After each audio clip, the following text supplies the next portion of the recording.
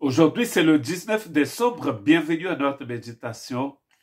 Et je voudrais continuer de méditer avec vous dans 2 Corinthiens, chapitre 5 et verset 17. Si quelqu'un est en Christ, il est une nouvelle créature ou une nouvelle création.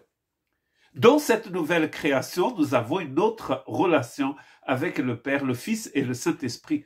Nous ne sommes plus seulement des créatures, mais nous sommes ses enfants. Nous avons une relation avec lui.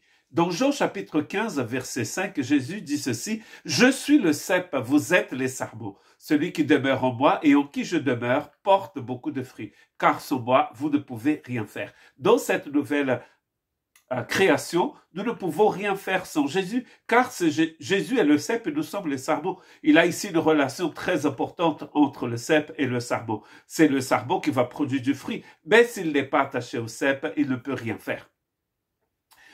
Si vous trouvez un sarment par terre dans un vignoble, vous savez qu'il ne peut rien faire, il est mort en fait. Pourquoi? Parce qu'il n'est plus attaché au cep.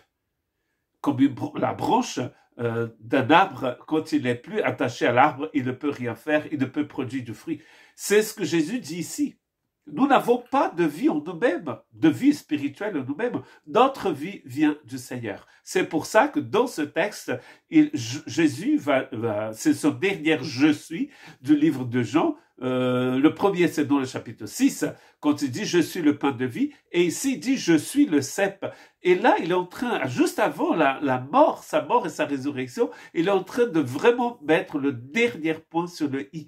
Ce qu'il propose, ce qu'il nous propose, n'est pas une religion, mais une relation intime avec lui, comme la relation qui existe entre le sarment et le cep. Et d'ailleurs, il va dire dans Matthieu chapitre 12, 33, « Dites que l'arbre est bon et que son fruit est bon, ou bien dites que l'arbre est mauvais et que son fruit est mauvais, car on reconnaît l'arbre à son fruit. » Comment les gens vont savoir que nous sommes un disciple du Christ? C'est parce que nous portons un fruit qui est exactement comme le Christ. Il manifeste, il démontre d'ailleurs que nous avons la vie du Christ en nous. Dans la nouvelle création, nous allons produire le fruit du Saint-Esprit, c'est-à-dire le fruit du Christ, de la vie du Christ en nous.